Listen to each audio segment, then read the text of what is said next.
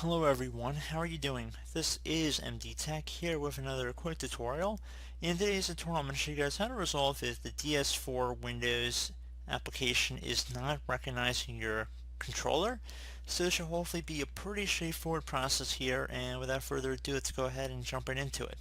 So first thing you want to do is go ahead and open up the start menu. Just left click on the start button one time. Type in device manager.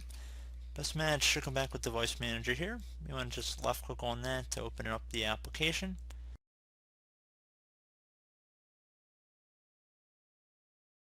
Now you want to go ahead and expand the human interface devices. So either double click on it or left click on the little arrow next to expand the drop down. Should be something in here that says HID compatible game controller. There might be more than one, and you want to go ahead and right click on it, and there should be an option to enable device. So if it's currently disabled, you want to click on enable. So let's just say for example it's disabled here. You want to go right click on it and then left click on enable device.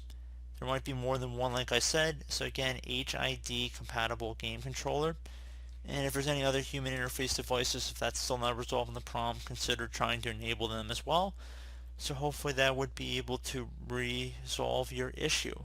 So as always, thank you guys for watching this brief tutorial. Do hope I was able to help you out, and I do look forward to catching you all in the next tutorial. Goodbye.